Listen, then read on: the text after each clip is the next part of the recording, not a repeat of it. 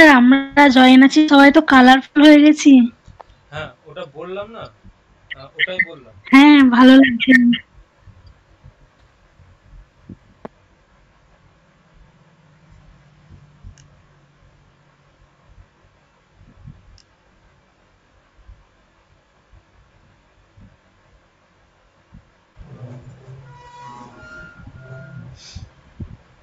দেখো আজকে হবে ধ্রুবম অপায়ে অপাদানম, অপাদান কারকের সূত্র হবে।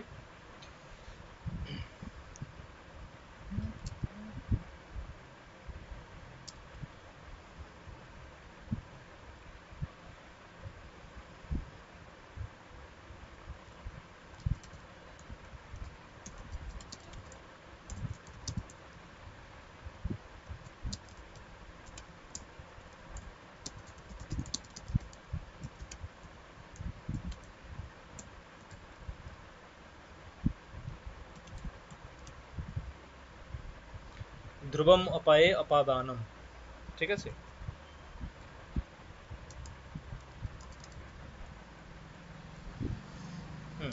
ধ্রুবম অপায়ে অপাদানম, ধ্রুবম অপায়ে পাদানম, ঠিক আছে। এটা হচ্ছে অপাদান কারক সংজ্ঞা বিধায়ক সূত্র। অপাদান কারক সংজ্ঞা বিধায়ক সূত্র।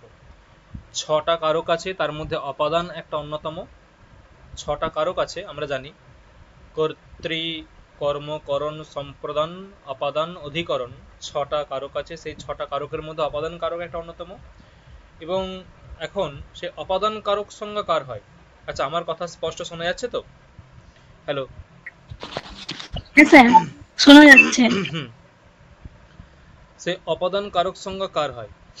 তা সেই প্রসঙ্গে বলছে ধ্রুবম অপায় অপাদান, অর্থাৎ সূত্রার্থ কি হবে?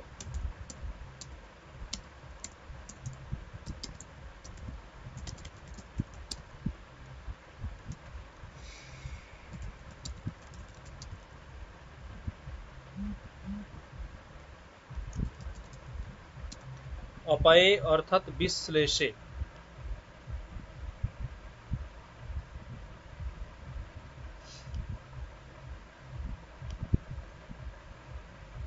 ঠিক আছে।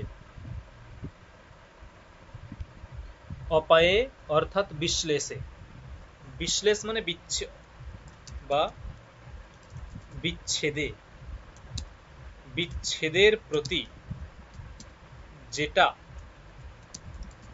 স্থির তার অপাদান সংজ্ঞা হয়, ঠিক আছে। কি বললাম? অপায়, দেখো সূত্রতে আছে অপায়ে। এই যে অপায়ে আছে না, এটা হচ্ছে ভাবে সপ্তমী, মানে অপায়ে সতী, অপায়ে সতী মানে বিচ্ছেদ হলে পরে, অপায়ে সতী বিচ্ছেদ হলে পরে বা বিচ্ছেদের প্রতি। অপায় শব্দের অর্থ হচ্ছে বিশ্লেষ, বিশ্লেষ মানে বিচ্ছেদ, বিচ্ছেদের প্রতি যেটা ধ্রুব, মানে ধ্রুবম অপাদানম অপাদান সংজ্ঞকম স্যাৎ, ধ্রুবম অপাদান সংজ্ঞকম স্যাৎ মানে যেটা ধ্রুব, ধ্রুব মানে স্থির, ধ্রুব পদের অর্থ স্থির। তার মানে বিচ্ছেদের প্রতি যেটা ধ্রুব বা স্থির তার অপাদান সংজ্ঞা হয়। যেমন উদাহরণ কি হবে? উদাহরণ,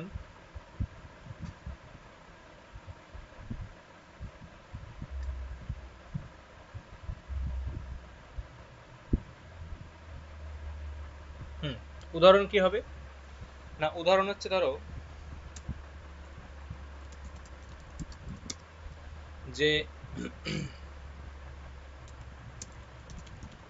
গ্রামাৎ বালকः আগচ্ছতি, গ্রামাৎ বালকः আগচ্ছতি। এই যে গ্রামাৎ, দেখো গ্রাম থেকে বালকটি আসছে, বা বললাম যে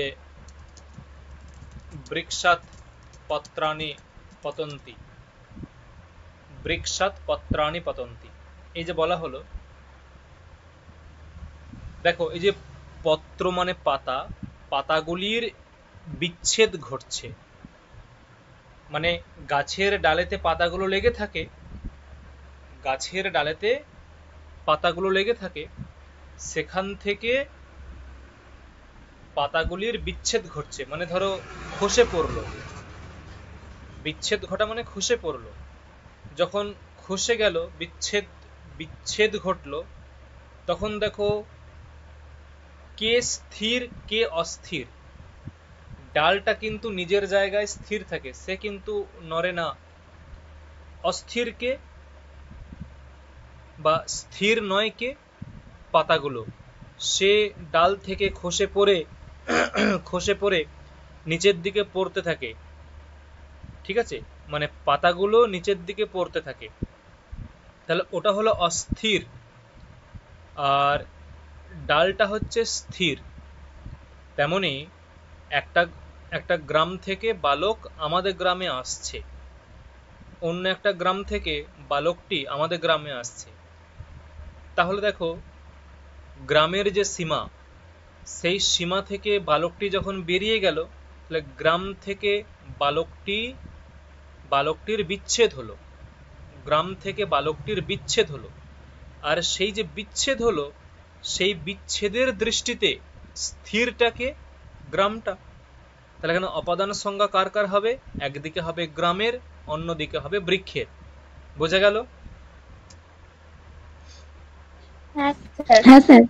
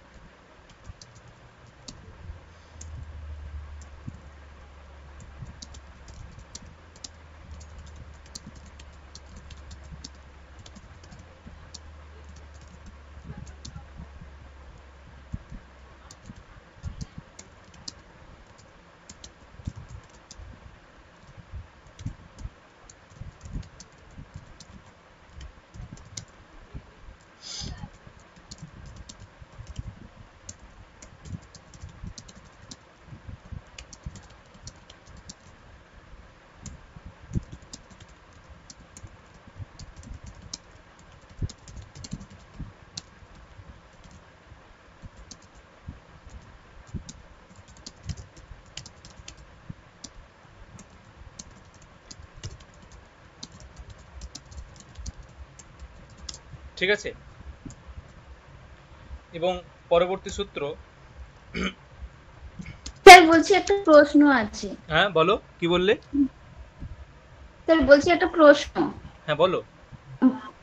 স্যার বলছি মানে এখানে স্থির থেকেই সমস্ত কিছু যা পড়বে বা যা যা যাবে বা কিছু সেটাই অপাদান কারক হবে। হ্যাঁ একদম। আর কিন্তু স্যার উদাহরণ আছে বইয়েতে, ওই যে ধাবতঃ অশ্বপতিতঃ, হুম। কিন্তু অশ্বটা তো স্থির নয়। ধাবতঃ অশ্বাৎ পতিতঃ, ওখানে যে অশ্বাৎ যে পদটা আছে না, অশ্বাৎ, ওখানে অশ্ব পদের দ্বারা অশ্বত্বকে ধরা হয়েছে। অশ্ব পদের দ্বারা ওখানে অশ্বত্বকে ধরা হয়েছে, মানে অশ্বত্ব জাতিকে ধরা হয়েছে। অশ্বটা অস্থির, ঠিক আছে, অশ্বটা স্থির নয়, সে ছুটছিল, কিন্তু ওর মধ্যে যে অশ্বত্ব জাতির আছে সেটা স্থির। কি বললাম, বোঝা গেল? ওইখানে হ্যাঁ, ওখানে অশ্বত্ব জাতিকে ধরে ওখানে উত্তর করা হয়েছে। ধাবতঃ অশ্বাৎ পততি।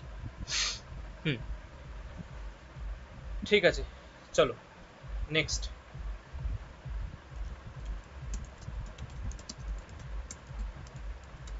অপাদানে পঞ্চমী। যার অপাদান সংজ্ঞা হয় তাতে পঞ্চমী বিভক্তি হয়। যার অপাদান সংজ্ঞা হয় তাতে পঞ্চমী বিভক্তি হয়, ঠিক আছে। দেখো আমরা গ্রামের অপাদান সংজ্ঞা করেছি, গ্রামের অপাদান সংজ্ঞা হয়েছে, অন্যদিকে বৃক্ষের অপাদান সংজ্ঞা হয়েছে। তাহলে সেই গ্রাম এই শব্দেও পঞ্চমী বিভক্তি হয়েছে, গ্রামাত হয়েছে। অন্যদিকে বৃক্ষ, সেখান থেকেও বৃক্ষাত হয়েছে। পঞ্চমী হয়। অপাদান সংজ্ঞা যার হয় সেখানে পঞ্চমী বিভক্তি হয়। আর কিছু বলার নেই।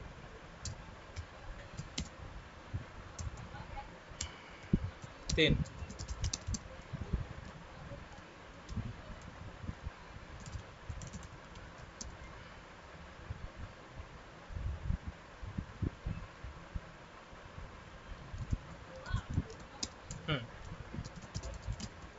সূত্রার্থ কি বলছে? ভিত্রার্থানাম ভয় হেতু,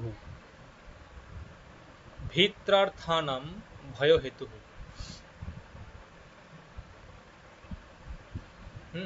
ভিত্রার্থানাম ভয় হেতু অর্থাৎ ভয়ার্থক এবং ত্রাণার্থক ধাতুর প্রয়োগে ভয়ের হেতু, ভয়ের যে হেতু, ভয়ের যে হেতু তার উপাদান সংজ্ঞা হবে। ভয়ের হেতুর উপাদান সংজ্ঞা হবে। ভয়ার্থক এবং ত্রাণার্থক ধাতুর প্রয়োগ থাকতে হবে, মানে ভয় দেখানো বা ত্রাণ করা, এইরকম ভয় দেখানো বা ত্রাণ করা, এইরকম যে ত্রায়তে বা ভীষয়তি, বিভেতি, ভি ধাতু, হ্যাঁ বিভেতি, বিভেতি রূপ হয়, বিভেতি মানে ভয় পাওয়া, ভয় পাওয়া, বিভেতি, অহম বিভে, অহম বিভেমি, আমি ভয় পাচ্ছি, অহম বিভেমি, এরকম। আর ত্রা ধাতু, ত্রায়তে, ঠিক আছে, ত্রায়তে, ত্রায়েতে, ত্রায়ন্তে, এরকম রূপ হয়। এই দুটো ধাতুর প্রয়োগে ভয়ের যে হেতু অথবা ত্রাণের যে হেতু, মানে ভয়ের যে হেতু অথবা ত্রাণের যে হেতু, মানে কার থেকে তোমাকে ত্রাণ করবে, কার থেকে তোমার ত্রাণ করা হবে, এইরকম যে অর্থ হলে সেখানে তার অপাদান সংজ্ঞা হয়। উদাহরণ দিচ্ছি দেখো, বলছে চৌরাত,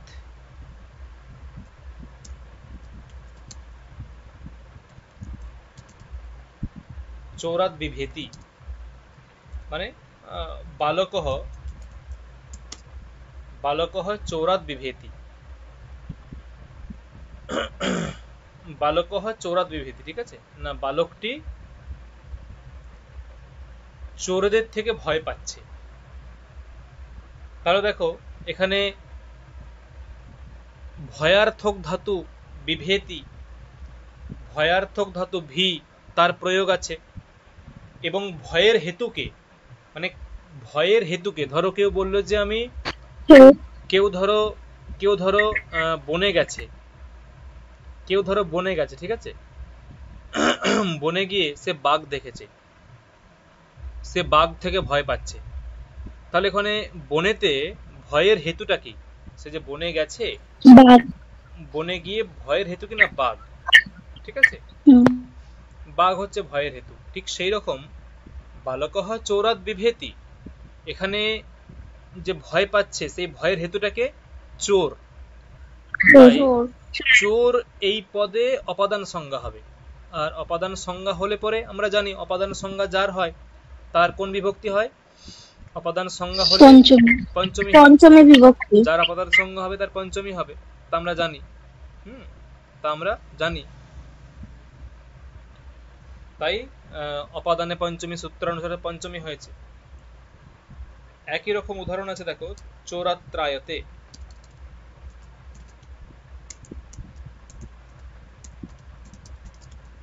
চৌরাত্রায়তে মানে ত্রাণ করবে, কার থেকে ত্রাণ করবে?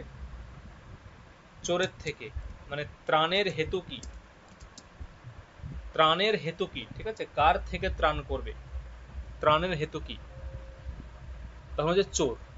সেই জন্য চৌরাত এর অপাদান সংজ্ঞা হবে এবং অপাদান সংজ্ঞা হয়ে অপাদানে পঞ্চমী এই সূত্র অনুসারে তার পঞ্চমী বিভক্তি হবে, ঠিক আছে। এখানে কিন্তু দেখো বিশ্লেষের ব্যাপার নেই।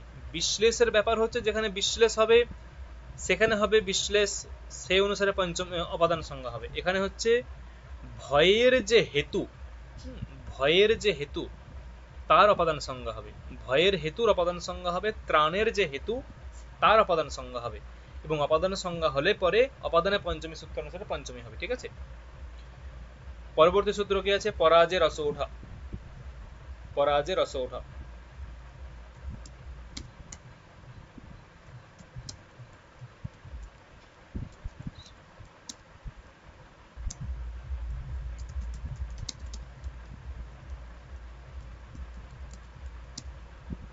পরাজে রস ওঠা।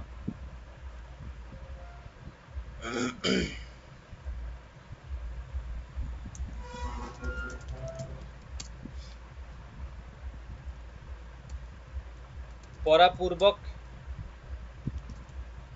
জি ধাতু প্রয়োগে অসহ্য যে অসহ্য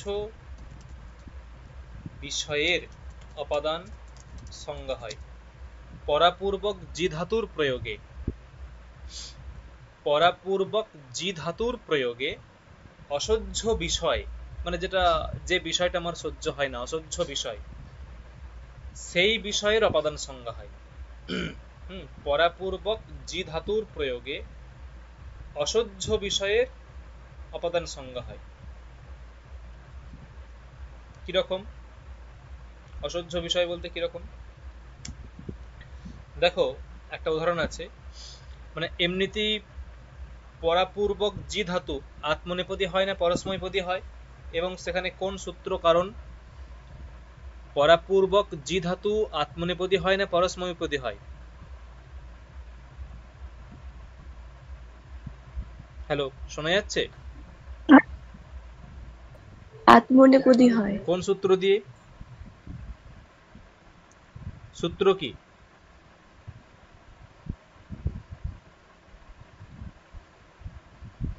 বিপরাভ্যাং যে যে বিপরাভ্যাং জেহে।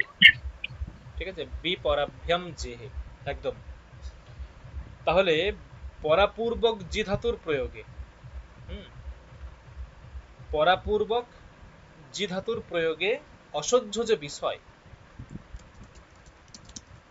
যে অধ্যয়নাথ পরাজয়তে, এখানে পরাজয়তে মানে হচ্ছে যে গ্লায়তে বা গ্লানির ভবতি। গ্লানির ভবতি মানে দেখো, অনেকক্ষণ পড়ার ফলে, অনেকক্ষণ পড়াশোনা করেছে, এখন আর অনেকক্ষণ পড়াশোনা করার ফলে এখন আর পড়াশোনা করতে ইচ্ছা করছে না। ঠিক আছে, মানে একটা গ্লানি এসে গেছে, মানে পড়াশোনাটা যেন অসহ্য, অসহ্য বিষয় এখন আমার কাছে। সারাদিন পড়াশোনা করেছি, সারাদিন পড়াশোনা করেছি, সন্ধ্যাবেলায় যখন একটু বসবো, একটু গল্প করব, তখনও বলছে পড়াশোনা কর। তাহলে ওটা একটা অসহ্য বিষয়। তাহলে অসহ্য বিষয়ের অপাদান সংজ্ঞা হবে। অসহ্য বিষয় কোনটা? অধ্যয়নটা। সারাদিন পড়ার পরে সন্ধ্যাবেলাও যদি পড়তে বস, সেটা বলা হয়, সেটা অসহ্যের বিষয়। ঠিক আছে, তাই পরাপূর্বক জি ধাতুর প্রয়োগ আছে, পরাজয়তে হয়েছে, এবং সেখানে অসহ্যের বিষয় হচ্ছে অধ্যয়ন, তাই তার অপাদান সংজ্ঞা হয়েছে, এবং অপাদান সংজ্ঞা হয়ে তার পঞ্চমী হয়েছে। দেখো, বোঝা গেল? অপাদান সংজ্ঞা হয়ে তার পঞ্চমী হয়েছে। বোঝা গেল, হ্যাঁ কিনা? হ্যাঁ স্যার। এই হচ্ছে ব্যাপার। তাহলে পরাজয়তে এখানে এর অর্থ কি? পরাজয়তে এর অর্থ কি? এখানে পরাজয়তে এর অর্থ হচ্ছে যে গ্লানি, গ্লানি অনুভব করা। পরাজয়তে, গ্লায়তে, দেখো গ্লায়তি, গ্লায়তি। ঠিক আছে, ধরো এইরকম বলা হলো, তোমাকে বুঝতে হবে যে ওটা আমার গ্লানির বিষয় কিনা, আমার অসহ্যের বিষয় কিনা। ধরো তোমার, ধরো কোনো শত্রু, তোমার কোনো শত্রু, তাকে তুমি পরাজিত করছো। শত্রুকে পরাজয় করা কখনো কারোর অসহ্যের বিষয় হতে পারে না, সেটা আনন্দের বিষয় হয়। শত্রুকে পরাজয় করা কখনো কারোর অসহ্যের বিষয় হতে পারে না। ঠিক আছে, কি বললাম? শত্রুকে পরাজয় করা কখনো কারোর অসহ্যের বিষয় হতে পারে না, সেটা প্রিয় বিষয়, আনন্দের বিষয়। সেই জন্য কিন্তু কখনো এরকম যদি বলা হয় যে শত্রুন পরাজয়তে, দেখো শত্রু কিন্তু গ্লানির বিষয় নয়, অধ্যয়নটা হচ্ছে গ্লানির বিষয় হয়, শত্রু কিন্তু গ্লানির বিষয় নয়, বা শত্রুদের পরাজয় করাটা অসহ্যের বিষয় নয়, সেই জন্য সেখানে দ্বিতীয়া হয়েছে। আর অধ্যয়নাৎ পরাজয়তে এটা হচ্ছে অসহ্যের বিষয় বা গ্লানির বিষয়, সেই জন্য এখানে অপাদান সংজ্ঞা হয়ে তার পঞ্চমী হয়েছে। দেখো কোনো প্রশ্ন আছে কারুর? কেউ কিছু বলছিলে? না স্যার ঠিক আছে। অর্চনা বুঝে গেছে? না হ্যাঁ স্যার ঠিক আছে, ঠিক আছে।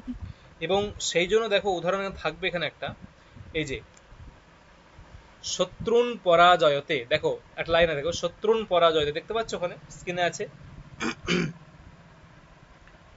শত্রুন পরাজয়তে। ওখানে পরাজয়তে না মানে স্যার হচ্ছে, দেখা যাচ্ছে না, দেখা যাচ্ছে না? স্যার স্ক্রিন দেখা যাচ্ছে না। দেখো এখন দেখতে পাচ্ছ? নেটওয়ার্কের প্রবলেম হচ্ছে বোধহয়। এখন দেখতে পাচ্ছ?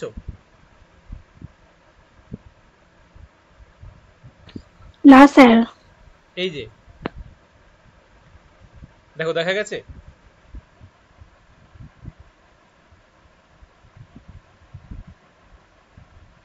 হ্যালো, দেখা গেছে বা শোনা যাচ্ছে আমার কথা? না স্যার দেখতে পাচ্ছি না। দেখা যাচ্ছে না। কেন? স্যার স্ক্রিন এবার দেখা যাচ্ছে। হ্যাঁ এবার ঠিক আছে, এবার আছে। স্ক্রিন শেয়ার হচ্ছে না? এবার হ্যাঁ স্যার, এসছে, ঠিক আছে। হ্যাঁ স্যার হুম, তা দেখো শত্রুন পরাজয়তে, এবং এখানে পরাজয়তে এর মানে হচ্ছে অভিভবতি। অভিভবতি মানে তাকে চেপে রাখা, তাকে বলপূর্বক তাকে চেপে রাখা, এটা হচ্ছে অর্থ। অভিভবতি মানে তাকে বলপূর্বক তাকে চেপে রাখা, এরকম একটা অর্থ, ঠিক আছে? অভিভবতি। আচ্ছা নেক্সট,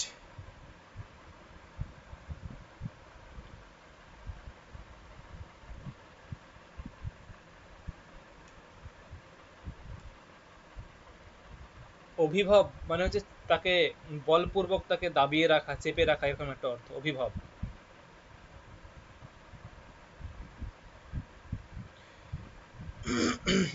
পরবর্তী,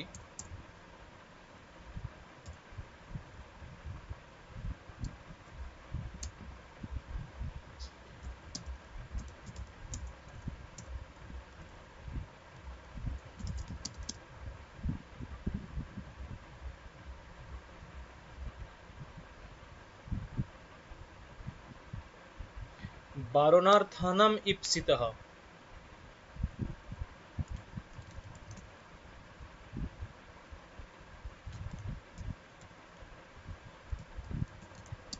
বারণার্থানাম ইপ্সিতঃ। কি বক্তব্য বারণার্থানাম ইপ্সিতঃ? সূত্রার্থ হচ্ছে যে বারণার্থক ধাতুর প্রয়োগে যেটা ইপ্সিত তার অপাদান সংজ্ঞা হয়, ঠিক আছে না? সূত্রার্থ, বারণার্থক ধাতুর প্রয়োগে যেটা ইপ্সিত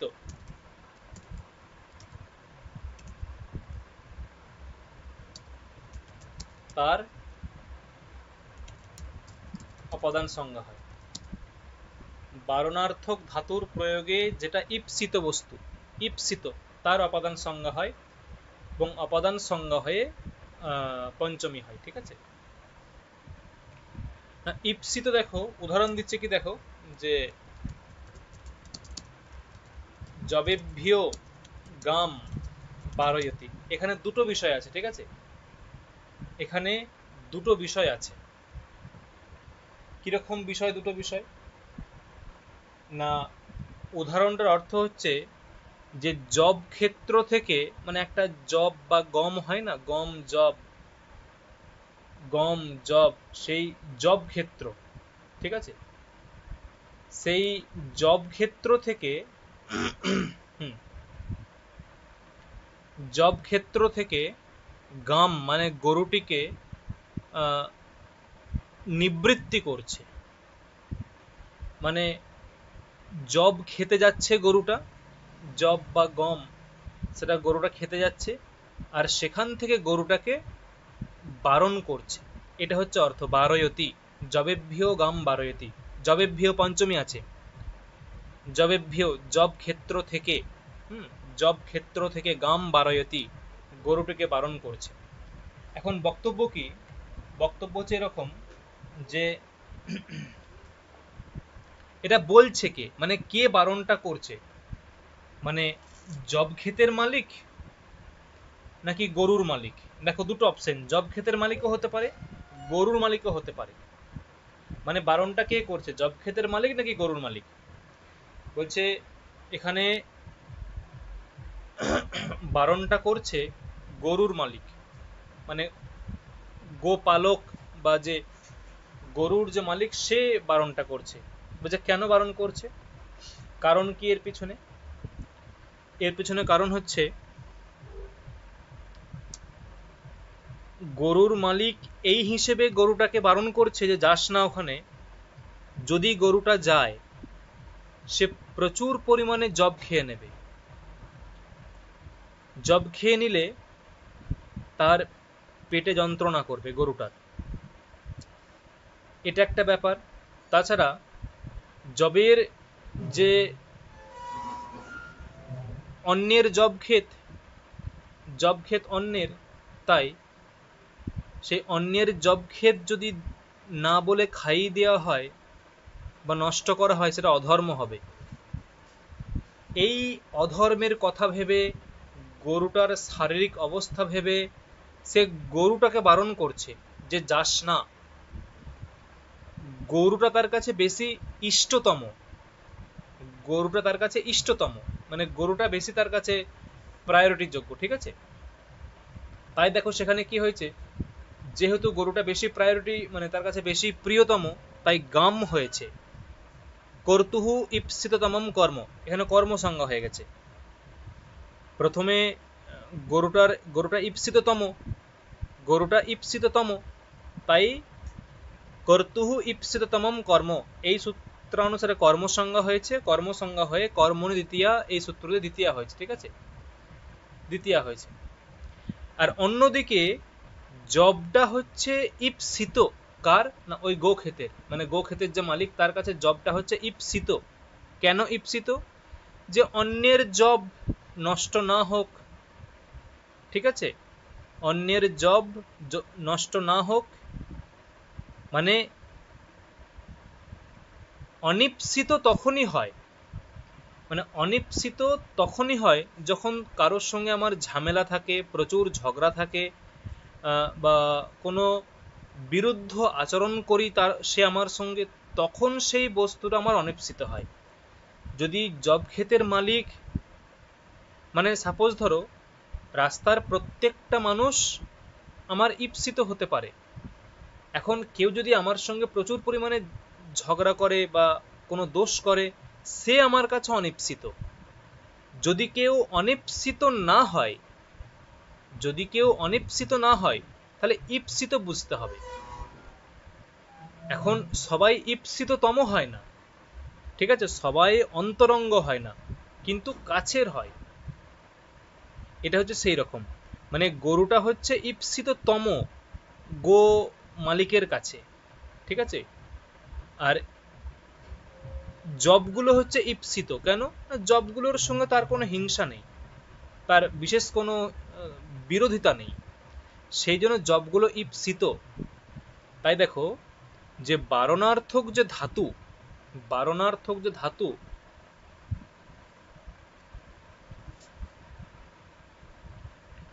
সেই বারণার্থক ধাতু বারয়তি, সেই ধাতুর প্রয়োগে যেটা ইপ্সিত মানে জব, সেখানে দেখো পঞ্চমী অপাদান সংজ্ঞা হয়েছে, এবং অপাদান সংজ্ঞা হয়ে তার পঞ্চমী হয়েছে, অপাদানে পঞ্চমী সূত্র দিয়ে পঞ্চমী হয়েছে। দেখো ক্লিয়ার হলো হ্যাঁ কিনা, বোঝা গেল হ্যাঁ কিনা? হ্যাঁ স্যার, বুঝতে পেরেছি।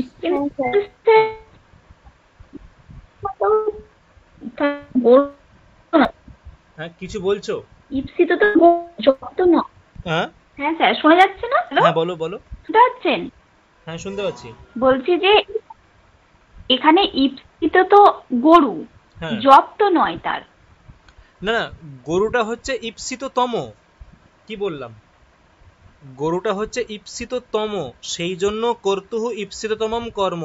এই সূত্র অনুসারে গোতে কর্ম হয়ে গিয়ে গাম হয়েছে। ইপ্সিত তম আর এটা ইপ্সিত, হ্যাঁ তাই তো? কি বলছো? বলছি ওটা হচ্ছে ইপ্সিত, তমটা হচ্ছে গরু আর ইপ্সিতটা হচ্ছে জব। ইপ্সিত হচ্ছে জব, একদম। জবটা ইপ্সিত হওয়ায় তার পঞ্চমী হয়েছে, আর গরুটা ইপ্সিততম হওয়ায় তার কর্ম হয়েছে কর্তুহু ইপ্সিততম কর্ম, এই সূত্র অনুসারে। বোঝা গেল? হ্যাঁ ঠিক আছে। হুম। এই সূত্রটা মহাভাষ্যে খুব মানে বিস্তর আলোচনা আছে। বিস্তর মানে প্রচুর বিস্তার আলোচনা আছে মহাভাষ্যতে।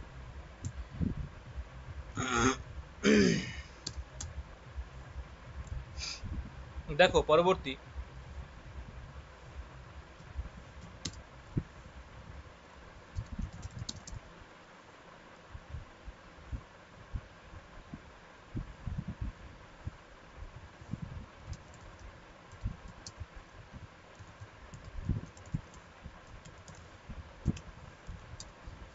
ব্যবধানে সতি যৎকর্তৃকস্য আত্মনঃ দর্শনস্য অভাবমিচ্ছতি তৎ অপদানম স্যাৎ।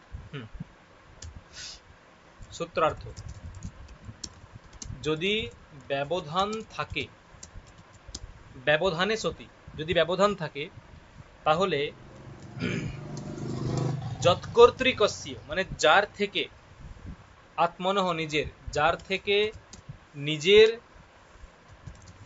দর্শনের অভাব ইচ্ছা করা হচ্ছে, তার অপাদান সংজ্ঞা হয়। যদি ব্যবধান থাকে, বাক্যটা কঠিন হয়ে গেল, একটু বুঝতে হবে একটু, ঠিক আছে না? যদি ব্যবধান থাকে, যার থেকে, দেখো, যার থেকে নিজের দর্শনের অভাব ইচ্ছা করা হয়, যার থেকে, ধরো সে লুকোচুরি খেলা হয় না, লুকোচুরি খেলা মানে একজন খোঁজে আর বাকিরা সবাই লুকিয়ে থাকে। তা যারা লুকিয়ে থাকে তারা কি চায়?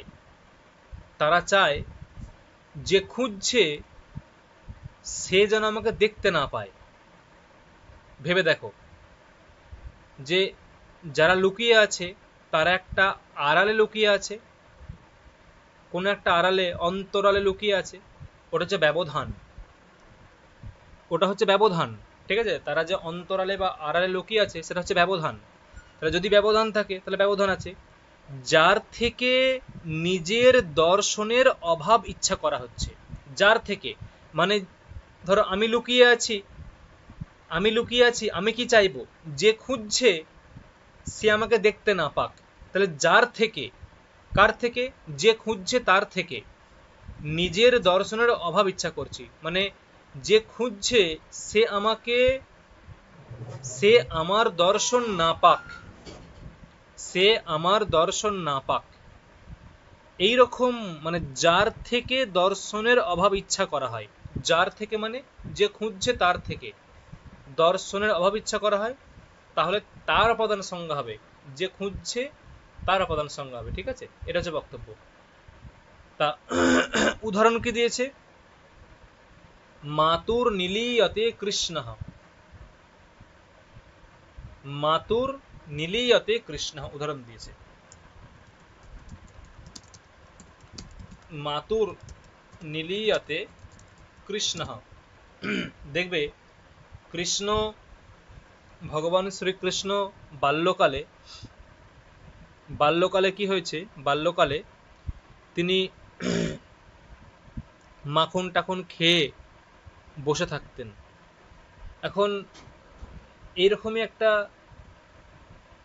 কোন একদিন কৃষ্ণ মাখন খেয়েছে,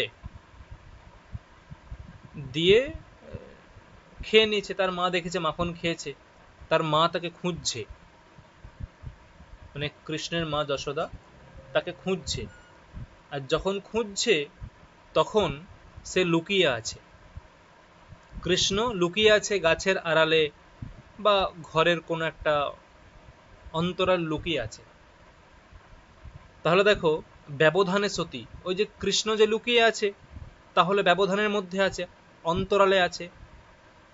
যৎকর্তৃকস্য আত্মনঃ, যৎকর্তৃকস্য মানে যার থেকে, যৎকর্তৃকস্য যার থেকে, আত্মনঃ নিজের, নিজের দর্শনের অভাব ইচ্ছা করা হচ্ছে, মানে যার থেকে নিজের দর্শনের অভাব, মানে কৃষ্ণ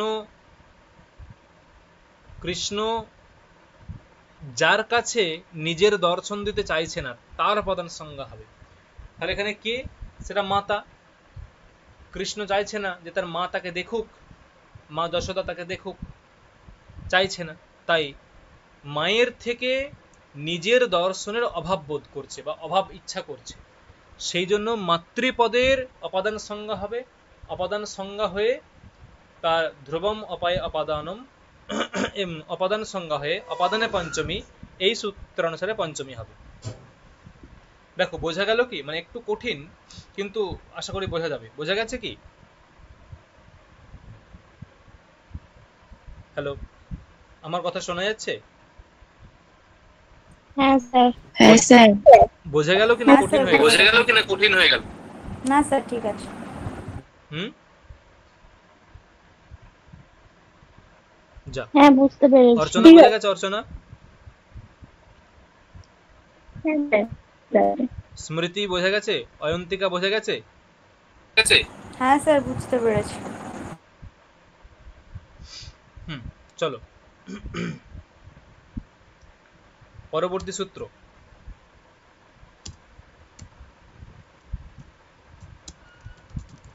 আখ্যাতোপযোগে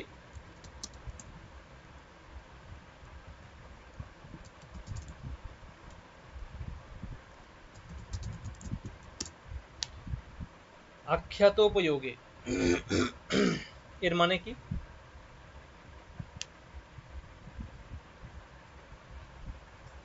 আখ্যাতোপযোগে মানে কি না, অর্থ হচ্ছে নিয়মপূর্বক বিদ্যা স্বীকার বোঝালে, নিয়মপূর্বক বিদ্যা স্বীকার বোঝালে। আখ্যাতা অর্থাৎ বক্তা, তার অপাদান সংজ্ঞা হবে। মানে যে উপযোগে মানে কি? উপযোগে মানে হচ্ছে নিয়মপূর্বক বিদ্যা স্বীকার, ঠিক আছে? উপযোগ মানে নিয়মপূর্বক বিদ্যা স্বীকার। মানে কিরকম হয়? ধরো আগেকার দিনে কি হলো, যারা শিষ্যরা থাকতো তারা ব্রহ্মচারী অবস্থায় গুরুর গৃহে গিয়ে শিক্ষা গ্রহণ করত। ব্রহ্মচারী অবস্থায় গুরুর গৃহে গিয়ে শিক্ষা গ্রহণ করত। এখন তখন তারা নিয়ম করে করে গুরুর গৃহে গিয়ে শিক্ষা গ্রহণ করত। মানে এমন নয় যে দুদিন কামাই করলো আবার 3 দিন গেল না, এরকম নয়। তাদের নিয়ম ছিল, সেই নিয়ম অনুযায়ী তারা মানে গুরুর কথা মেনে শিক্ষা গ্রহণ করত। তাহলে উপযোগ, ওটা যে উপযোগ যে নিয়মপূর্বক বিদ্যা স্বীকার।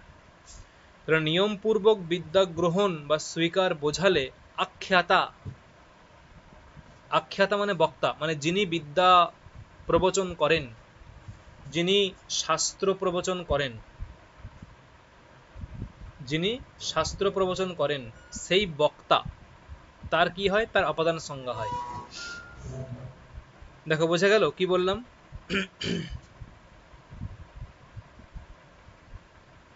বোঝা গেল হ্যাঁ কিনা? উদাহরণ কি দিচ্ছে না, উপাধ্যায়াত অধীতে,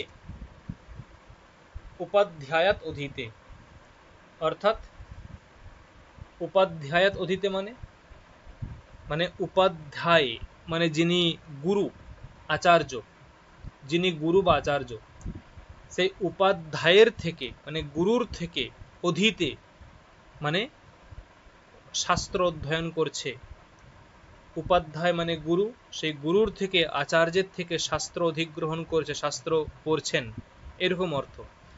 মানে যখন তুমি বুঝবে যে উপাধ্যায় হচ্ছে বক্তা, আখ্যাতা, এবং তাতে পঞ্চমী হয়েছে, অর্থাৎ অপাদানে পঞ্চমী হয়েছে, তার মানে সেখানে নিয়মপূর্বক বিদ্যাস্বীকার বোঝাচ্ছে। আখ্যাতা যিনি বক্তা, তাতে যদি অপাদানে পঞ্চমী হয়, তাহলে বুঝতে হবে সেখানে নিয়মপূর্বক বিদ্যাস্বীকার বোঝাচ্ছে। তাই উপাধ্যায়াত অধীতে এখানে নিয়মপূর্বক বিদ্যাস্বীকার বোঝাচ্ছে। ঠিক আছে, বোঝা গেল? যে উল্টা লিখেছেন এখানে কিন্তু বিদ্যা বলে। হ্যাঁ বলো। শুনতে পাচ্ছেন? হ্যাঁ, হ্যালো, কি বলো? বলছি হ্যাঁ, বলছি উপাধ্যায়াত অধীতে, উপাধ্যায়াত কি অধীতে? অধীতে মানেই তো অধ্যয়ন করা। অধ্যয়ন করা মানে অধ্যয়ন তুমি কি করবে? শাস্ত্রই তো অধ্যয়ন করবে না। যদি বলা হয়, তোমাকে বলা হলো যে মেঘ বর্ষতি, মানে মেঘ বর্ষতি এরকম বললে তোমার কাছে কোনো কি কনফিউশন আছে যে মেঘ জল ছাড়া অন্য কিছু বর্ষণ করবে? কোনো কনফিউশন হয় কি, বা কোনো ডাউট আছে যে মেঘ জল ছাড়া অন্য কিছু বর্ষণ করবে? কি বললাম, বোঝা গেল অর্চনা? ঠিক। মানে এইগুলোকে বলা হয় প্রসিদ্ধ, এইগুলোকে বলা হয় প্রসিদ্ধ কর্ম, প্রসিদ্ধ কর্মের অপ্রয়োগ। মেঘ বর্ষতি, এখানে কর্মটা জলমে হবে, এটা প্রসিদ্ধ কর্ম। এটা বলার না বললেও সকলেই বুঝবে যে মেঘ জলই বর্ষণ করে, অন্য কিছু নয়। উপাধ্যায়াত অধীতে এটা বললে উপাধ্যায়ের থেকে উপাধ্যায় অন্তত অন্য কিছু পড়াবেন না, অন্য কিছু অধ্যয়ন করাবেন না শাস্ত্র ছাড়া। তাই উপাধ্যায়াত অধীতে বললে শাস্ত্রকেই বুঝবে, শাস্ত্রই বোঝা হবে। ক্লিয়ার? বোঝা গেল? হ্যাঁ, ঠিক আছে।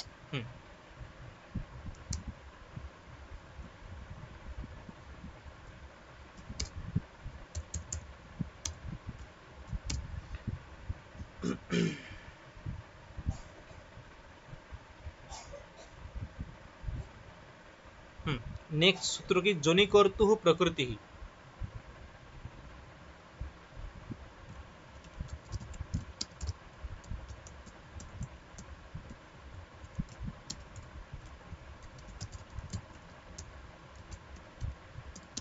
जनि कर्तुः प्रकृति।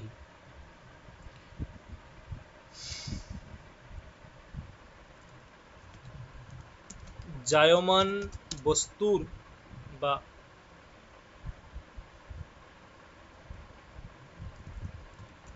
उत्पद्यमान बस्तुर हेतुर अपादान संज्ञा है। माने धरो कोन एकटा बस्तु সেই বস্তুটা যেখান থেকে উৎপন্ন হয় সেই উৎপত্তি স্থল তার অপাদান সংজ্ঞা হয়।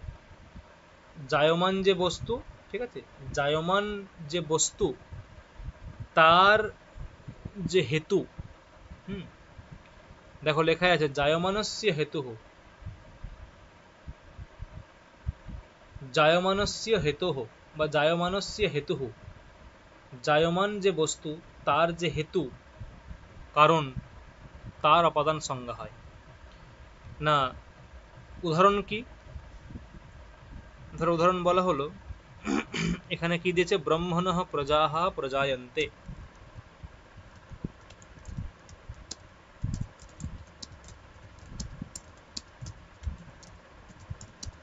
ব্রহ্মণঃ প্রজাঃ প্রজায়ন্তে মানে প্রজারা, প্রজা মানে মানুষ, কার থেকে উৎপন্ন হয় না ব্রহ্মার থেকে।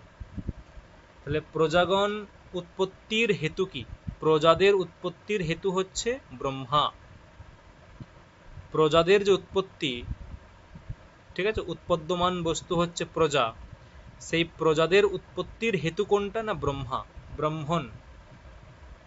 সেই জন্য ওই শব্দে পঞ্চমী অপাদান সংজ্ঞা হয়েছে, হেতু যে ব্রহ্মা তার অপাদান সংজ্ঞা হয়েছে, এবং অপাদান সংজ্ঞা হয়ে অপাদানে পঞ্চমী এই সূত্র অনুসারে পঞ্চমী হয়েছে। অপাদানে পঞ্চমী এই সূত্র দিয়ে পঞ্চমী হয়েছে, ঠিক আছে। ব্রহ্মণঃ প্রজাঃ প্রজায়ন্তে।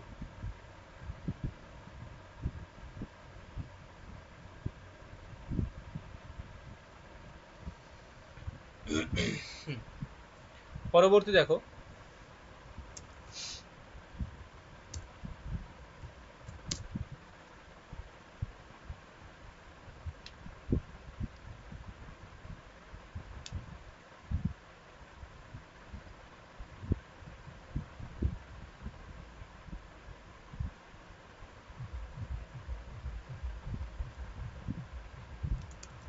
ভুবঃ প্রভবঃ, ভুব প্রভবঃ।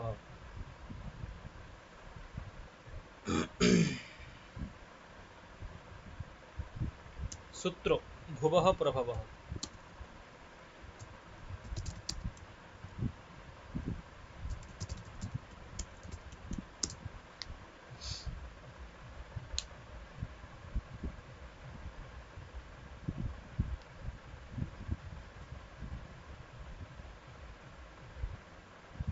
কি অর্থ না, কোন বস্তুর যেটি যা প্রথম উৎপত্তি স্থল, কোন বস্তুর যা প্রথম উৎপত্তি স্থল, ঠিক আছে, কোন বস্তুর যা প্রথম উৎপত্তি স্থল তার অপাদান সংজ্ঞা হয়।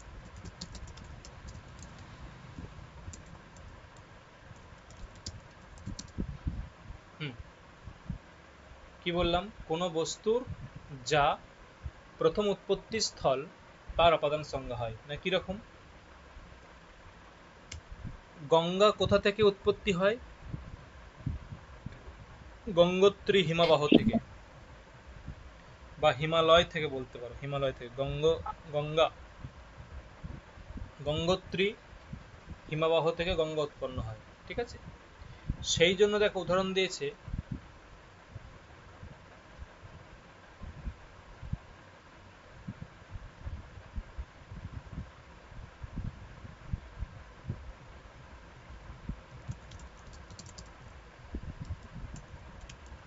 হিমবত, ঠিক আছে, হিমবত গঙ্গা প্রভবতী। এই যে হিমবত এখানে, ঠিক আছে, হিমবত এখানে পঞ্চমী, পঞ্চমীর এক বচন, মানে হিমবৎ শব্দ, হিমবৎ শব্দ, হিমবৎ শব্দের পঞ্চমীর এক বচন হিমবত। কারণ গঙ্গা প্রথম উৎপত্তি হয় ওই গঙ্গোত্রী হিমবাহ থেকে, সেই জন্য এখানে হিমবৎ শব্দের পঞ্চমীর এক বচন হিমবত হয়েছে। কারণ কোন বস্তুর যা প্রথম উৎপত্তি স্থল অর্থাৎ গঙ্গা, তার প্রথম উৎপত্তি স্থল গঙ্গোত্রী হিমবাহ, সেই প্রথম উৎপত্তি স্থলে তার অপাদান সংজ্ঞা হয়ে হিমবত হয়েছে। দেখো কোনো প্রশ্ন আছে?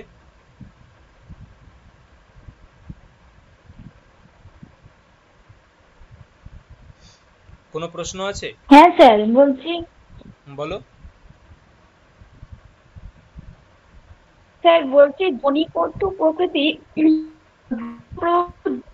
এক হয়ে যাচ্ছে। বুঝলাম না, একই বলতে শুনতে পাচ্ছি না, বলো। বলছি দুটোর মধ্যে, হ্যাঁ শুনতে পাচ্ছি। হ্যাঁ বলো। বলছি ধ্বনিকর্তৃ প্রকৃতি আর ভুব প্রভব দুটোই তো উৎপত্তি, মানে কারোর থেকে তৈরি হচ্ছে। দুটোর মধ্যে পার্থক্যটা কি? পার্থক্য দেখো, পার্থক্য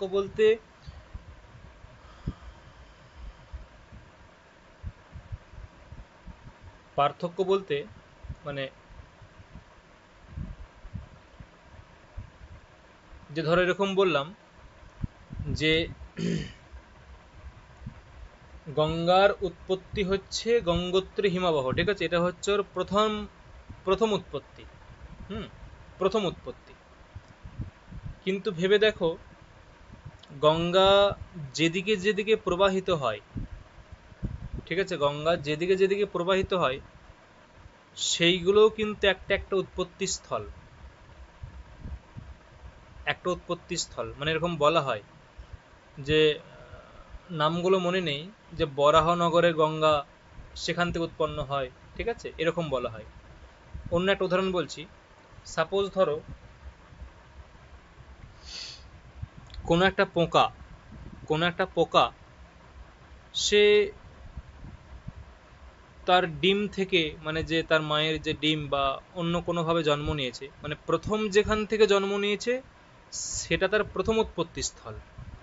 এখন সেই পোকাটা বড় হয়ে হয়ে হয়ে ধরো মাটির মধ্যে ধরো ঢুকে আছে, ঠিক আছে, কোনো কারো মাটির মধ্যে ঢুকে আছে, সে ধরো মাটি থেকে বের হলো, এটাও কিন্তু মাটি থেকে বেরিয়ে আসছে। ভেবে দেখো, মাটি থেকে বেরিয়ে আসছে, এখন ওটা কিন্তু তার প্রথম উৎপত্তি স্থল নয়। ওটা কিন্তু প্রথম উৎপত্তি স্থল নয়। প্রথম উৎপত্তি স্থল যেখান থেকে সে জন্ম নিয়েছে সেটাই প্রথম উৎপত্তি স্থল। তেমনি ভুবঃ প্রভবঃ এখান থেকে হচ্ছে এখান থেকে এটা হচ্ছে যে কি হবে না, প্রথম উৎপত্তি স্থলেই হবে ভুবঃ প্রভব দিয়ে। কিন্তু জনিকর্তৃ প্রকৃতি এটা কি হবে না, এটা দিয়ে তোমার যেটাই হেতু হবে, ঠিক আছে, যেটাই হেতু হবে সেখানেই উপাদান হবে। হেতু অনেক কিছু হতে পারে কিন্তু প্রথম উৎপত্তি স্থল কিন্তু একটাই হয়। কি বললাম বোঝা গেল? হেতু তোমার বেশ কিছু হতে পারে কিন্তু প্রথম উৎপত্তি স্থল একটাই হয়। এখন যেখানে যেখানে হেতু হবে সেখানেই জনিক কর্তৃ প্রকৃতি হতে পারে, কিন্তু প্রথম উৎপত্তি স্থলের ক্ষেত্রে ভুবঃ প্রভব হবে। এরকম পার্থক্য তুমি বলতে পারো। এখন ব্যাপার হচ্ছে, একটা লাইন আছে না যে বিবক্ষাতঃ কারকানি ভবন্তি। এখন বিবক্ষাতঃ কারকানি ভবন্তি এর বক্তব্য যে তুমি যেমন বিবক্ষা করবে সেই অনুযায়ী কারক হবে। একটা লাইন আছে বিবক্ষাতঃ কারকানি ভবন্তি, মানে কর্তা যেমন যেমন বিবক্ষা করবে, কর্তা যেমন যেমন বিবক্ষা করবে তেমন তেমন কারক হবে। যে এর উদাহরণ কিরকম দেখো, সাপোজ ধরো বলল যে বালকঃ বা দেবদত্তঃ স্থ্যাল্যাম পচতি, দেবদত্তঃ স্থ্যাল্যাম ওদনম পচতি, এরকম বলা হলো দেবদত্তঃ স্থ্যাল্যাম ওদনম পচতি। এই যে স্থ্যাল্যাম এটা কোন কারক, এখানে কোন কারক কোন বিভক্তি? স্থ্যাল্যাম কোন কারক কোন বিভক্তি? কর্মকারক দ্বিতীয় না, এখানে স্থলী শব্দ, স্থলী নদী শব্দের মতো। স্থ্যাল্যাম এখানে অধিকরণে সপ্তমী। দেবদত্ত স্থলিতে পাক করছে, দেবদত্ত স্থলিতে পাক করছে, এরকম অর্থ। তাহলে এখানে দেখো, এখানে কর্তার বিবক্ষা হচ্ছে স্থলিতে পাক করা, মানে কর্তা এরকম বলতে চাইছে যে স্থলী আমার এখানে অধিকরণ হোক। কোন এক জায়গায় বলছে স্থলী পচতি, কোন এক জায়গায় বলছে স্থলী পচতি। স্থলী পচতি মানে কি? মানে রান্না চাপিয়ে দিয়েছে পাত্রেতে, দিয়ে বলছে আমার এখানে কোনো কাজ নেই, ও স্থলী মানে ওই যে পাত্রটা নিজে নিজেই পাক করছে, আমার কোনো ভূমিকা নেই। তাহলে দেখো এখানে যে এখানে বক্তার তাৎপর্য হচ্ছে স্থলীকে এখানে কর্তা রূপে দেখানো, স্থলী এখানে কর্তা হোক, এটা হচ্ছে বক্তার তাৎপর্য, এটা হলো বক্তার তাৎপর্য, ঠিক আছে। তাই স্থলী কোথাও কর্তা কোথাও অধিকরণ, ওই একই বস্তু স্থলী, সে স্থ্যাল্যাম এখানে অধিকরণ হয়ে গেছে, স্থলী পচতি এখানে কর্তা হয়ে গেছে। তা দেখো কারক হয় বিবক্ষা অনুসারে। বোঝা গেল মানে অর্চনা? কিন্তু ধরুন বলা হচ্ছে পুত্রের জন্ম মাতা থেকে। পুত্রের জন্ম মাতা থেকে হুম কোন সূত্র? ভুবপ্রভু আর ধ্বনি কর্তৃক প্রকৃতি। জনি করতে হবে, কারণ পুত্রের জন্ম তো মায়ের কাছ থেকে হবে, ওটাতে তো আর দ্বিতীয় জন্ম বলে কিছু থাকছে না, বা দ্বিতীয়বার প্রকাশিত হওয়ার কোনো থাকছে না, তাই জনি করতে হবে। কিন্তু বলছি ভুবপ্রভু তো প্রথম উৎপত্তি স্থল তো বলা হচ্ছে। দেখো এখানে যেটা যেটা ইয়েতে আছে, দেখো মানে এই যে কি যেন বলে এখানে বৃত্তিতে যে আছে,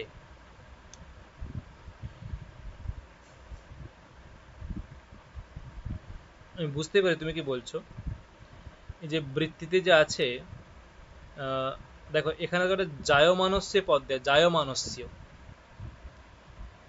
যে জায়মানস্য হেতুহু, মানে যে জন্ম নিচ্ছে, যে জন্ম নিচ্ছে বা জায়মান যে বস্তু, ঠিক আছে, তার যে হেতু, তার অপাদান সংজ্ঞা হবে, মানে হেতুর অপাদান সংজ্ঞা হবে। আর এই যে ভুবপ্রভব, এটা কি বলছে দেখো, যে ভবনম ভূহু ভূ কর্তুহু, ভবনম ভূহু, ভবনম ভূহু মানে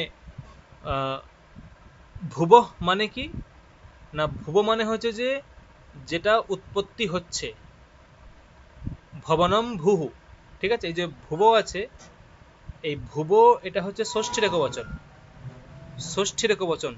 কার ষষ্ঠীর একবচন? না এই যে ভূ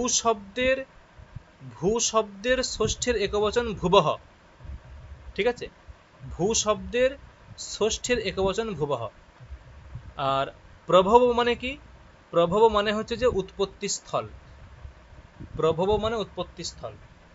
এখন দেখো এর অর্থ কি দিচ্ছে, ওটাই হচ্ছে যস্মাৎ কশ্চন পদার্থ প্রথমম প্রকাশতে, ঠিক আছে। দেখো যস্মাৎ মানে কোন স্থান থেকে, যস্মাৎ কোন স্থান থেকে, কশ্চন পদার্থ প্রথমম প্রকাশতে তৎকারকম অপদান সঙ্গম ভবতি, ঠিক আছে। প্রভবনম প্রথমবারম প্রকাশনম, বহি আগমনম প্রকটনম अस्याः ক্রিয়ায়া। আচ্ছা,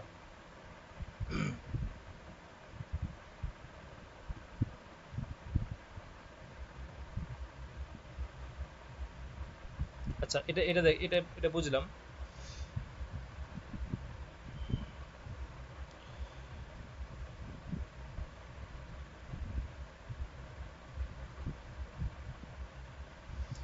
जननक्रियायाः यः हेतुः कारणं तत् कारकम् अपदनसंगम स्यात्, शृङ्गात् शरः जायते। जननक्रियायाम् इत्युक्ते निर्माणस्य क्रियायां यः पदार्थः हेतुरूपेण কারণরূপেণ প্রযোজ্যতে তস্য প্রকৃতসূত্রেণ অপদানসংগম। আচ্ছা দেখো, এখন এখানে বুঝতে হবে যে কোন প্রাণীর জন্ম, অর্চনা যেটা পার্থক্য করেছে, কোন প্রাণীর জন্ম হ্যাঁ, তার যে হেতু, কোন প্রাণীর জন্ম তার যে হেতু, ঠিক আছে, সেখানে হবে, ঠিক আছে, কোন প্রাণীর জন্ম তার যে হেতু, সেখানে হবে জনিকর্তৃ প্রকৃতি। আর এটা যেটা বলছে যে ভুবপ্রভব, এটা হচ্ছে কোন একটা বস্তু, মানে হিমালয় কোন একটা কিন্তু প্রাণী নয়, কোন একটা পদার্থ। এটা এটা বুঝতে হবে যে হিমালয়ের জন্ম হচ্ছে না, হিমালয় প্রথম প্রকাশিত হচ্ছে, মানে প্রকাশ ইজ ইকুয়াল টু জন্ম নয়, মানে প্রথম প্রকাশিত হচ্ছে যে স্থল থেকে, আর ওটা জন্ম হচ্ছে জনিকর্তৃ প্রকৃতি, ঠিক আছে। একটা হচ্ছে জন্ম হওয়া, একটা হচ্ছে প্রথম প্রকাশ হওয়া, দুটোর মধ্যে পার্থক্য আছে, এবার বুঝতে পেরেছো? যেখানে প্রথম প্রকাশ ঠিক আছে। এইরূপ অর্থ বোঝাবে সেখানে ভুবপ্রভবঃ, যেখানে প্রথম মানে জন্মের প্রতি যেটা হেতু, জন্মের প্রতি যেটা হেতু, তার সেখানে জনিকর্তৃ প্রকৃতি এই সূত্র দিয়ে তার অপাদান সংজ্ঞা হবে। মানে বিশেষ করে জনিকর্তৃ প্রকৃতি সেখানেই হবে প্রাণীর জন্মের ক্ষেত্রে, এটা সম্ভবত মানে এটাই হবে প্রাণীর জন্মের ক্ষেত্রে। প্রাণীর জন্ম হলে তার যে হেতু তার অপাদান সংজ্ঞা হবে। আর ভুবপ্রভব কোনো পদার্থ বা বস্তু তার যে উৎপত্তি প্রথম প্রকাশ যেখান থেকে হয় তার উৎপত্তি স্থলের অপাদান সংজ্ঞা হবে। আশা করি ক্লিয়ার হয়েছে। স্যার হ্যাঁ বলো।